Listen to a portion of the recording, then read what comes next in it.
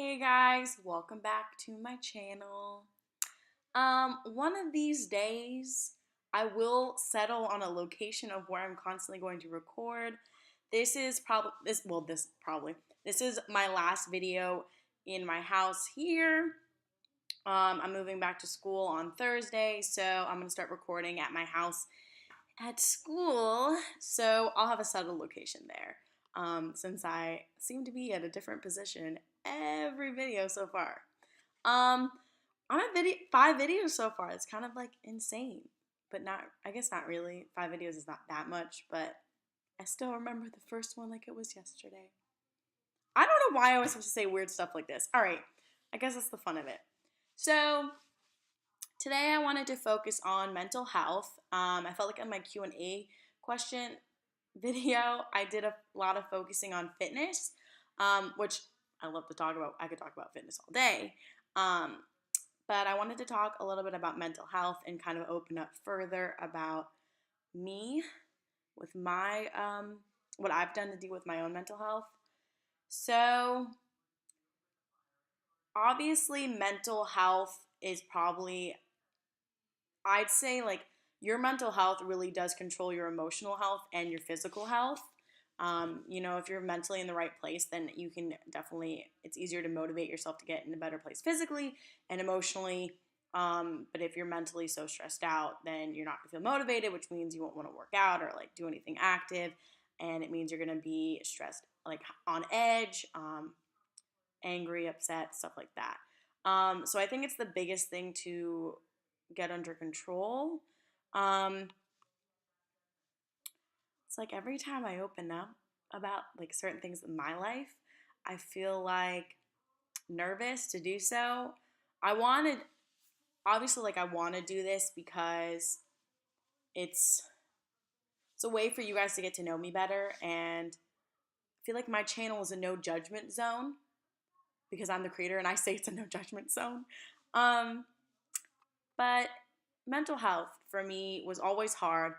As I said in my my first video, I always tended to put other people's needs before mine, um, whether that was in a relationship or in like relationship where I was dating someone or a friendship or even with my own mom. Um, so I've had the past summer, I really kind of decided to take my mental health into my own hands and actually focus on myself for once. And I had to pull the I'm going to be selfish card and decided to start going to therapy. Um, it's really hard to kind of say because I feel like when you say therapy to people, they're like, oh God, like it's a lot of baggage or you got a lot going on up here that's crazy. But I feel like therapy is so helpful. At least it was for me, but it's very, it's like an exercise for your brain almost in a way. I don't know. For me, it was just nice to go and talk to someone about what was going on in my house and what was going on in my head and like my feelings and talk about me and have her be a neutral ground and not know anything about me, not know anything about my life or how I've grown up or who I am or anything like that. She just knows from what I've talked about, and then she also was pointing out things about me that I don't think I realized about myself. So I had gone for about 2.5 months, and I stopped like 2 weeks ago because I just felt like I had plateaued and I had got all the knowledge I need to get out of it. And like I had grown as a person, and I don't know, I just feel like you get to a point, maybe, I mean, this is just my experience, obviously, but I feel like I just got to a point where I was like, I think I'm done. I think I've got what I could get out of this, and I don't feel like I can go anywhere else because I don't have any like severe enough issue that I felt like I needed to continue going. Um, it was definitely helpful when I did go, and I really wouldn't have done half the things that I've done now without going and just talking to someone. Um, So it was nice. It was hard to really get myself to go because I don't think anyone wants to go to therapy. No one wants to go and talk to someone even though they know that they're not going to judge. No one wants to go and sit and talk about their issues, especially not me. I've never been a person that wanted to talk to everyone about my personal stuff and um, like get deep because, like I said in the past, I always have a wall up, so I don't like opening up to people um, a lot, if at all. It's just not a comfortable place for me. I would always go into my sessions, depending on how my day was going, being okay, and then leaving afterwards and feeling like emotionally drained and very vulnerable. I felt like my wall had been down. I felt very like if I just shed a skin and I had sensitive skin, you know what I'm saying? I don't know if that makes sense, but like I just felt very vulnerable afterwards. And I just kind of didn't love that feeling, which I think is just a me thing. So I think it helped, but I realized really quickly that I was unable to, like, I didn't have much to talk about anymore. Things were getting better, and I was like, okay, I'm about to go back to school. I think I have the tools in my kit that I need.